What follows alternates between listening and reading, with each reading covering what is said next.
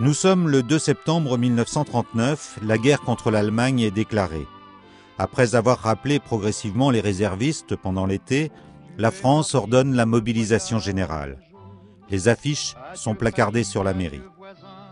Les Lavallois, comme tous les Français, prennent conscience que le pays est en guerre. Les visages sont graves et résignés. Et tout le long de la grande route, ton cœur ne perdra pas l'espoir. Jamais de pleurs, jamais de doute, tu peux te dire chaque soir. Dans un coin de mon pays, une fille me... Dès le 3 septembre, les civils appelés, en provenance de toute la Mayenne, convergent sur Laval. Beaucoup arrivent par le train. Qui saura m'attendre, elle attendra mon retour. Débarquent également les familles en provenance du département de l'Aisne, évacuées vers la Mayenne. Elles sont munies de leurs masques à gaz. Ces familles prennent des autocars à destination de différentes communes.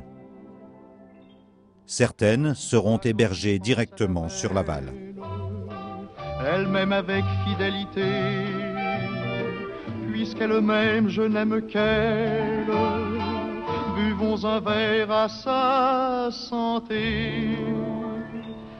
Je ne suis pas seul en ce monde, et quelque part dans mon pays, je connais une tendre blonde qui boit à ma santé. Les scouts lavallois sont eux aussi mobilisés pour rendre des services lors de l'accueil des réfugiés de l'Aisne ou pour le départ des réservistes.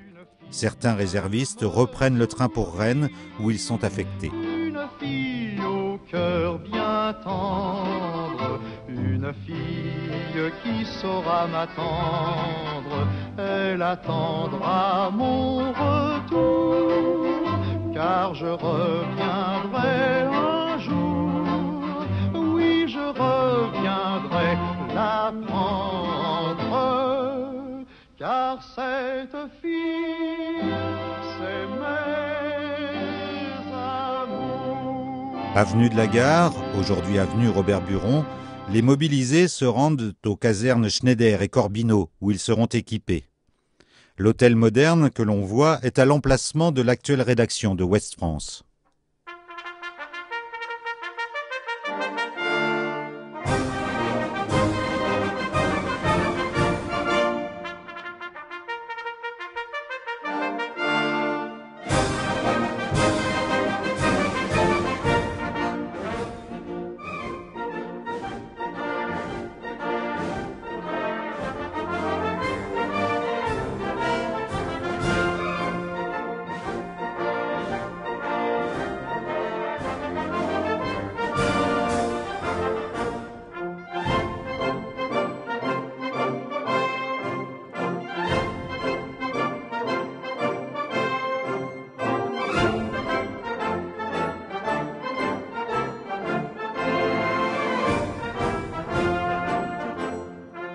Le 117e régiment d'infanterie décharge une petite chenille de type Renault UE, modèle 31. Il s'agit d'un engin destiné au ravitaillement en munitions et en vivres. Le 4 septembre, le 117e régiment est prêt. Il regagne la gare de chemin de fer.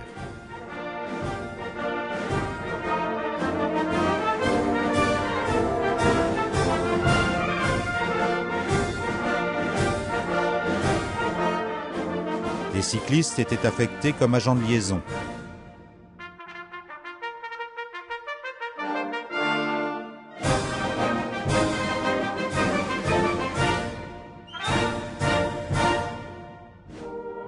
Les soldats de 1939 ressemblent à ceux de la Première Guerre.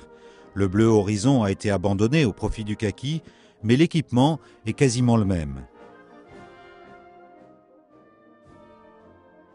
Les chevaux réquisitionnés tirent des remorques transportant munitions et mitrailleuses, Hotchkiss modèle 1914, et des mortiers de différents calibres.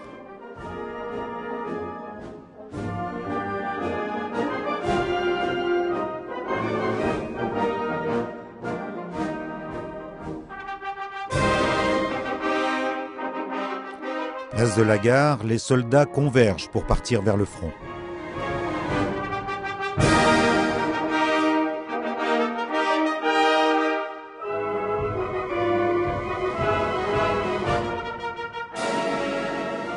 L'armement est le même pour tous. Modèle ancien, première guerre, un fusil Lebel appelé canne à pêche en raison de sa longueur. Le pactage des soldats était notamment composé de gamelles, d'une gourde de 2 litres et d'une toile de tente individuelle. Chaque sac pouvait peser jusqu'à 30 kilos. Sur la place, les familles viennent saluer une dernière fois les soldats mobilisés qui vont prendre le train d'ici quelques heures.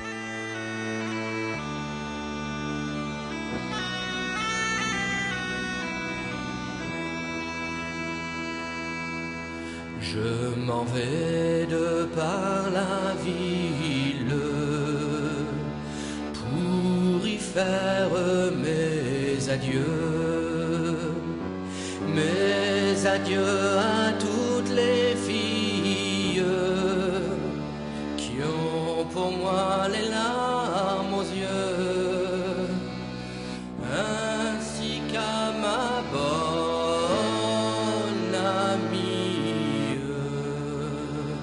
qui pleure pour son amoureux. Nous sommes 5 frères sous les armes,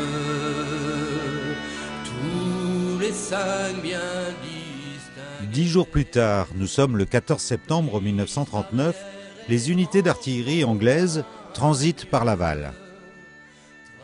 Elles viennent de Saint-Nazaire et doivent se rendre dans le nord et à la frontière belge, rejoindre leur position de combat. On les voit ici, avenue de la Gare. Je suis partout renommé. Mon grand-père était gendarme.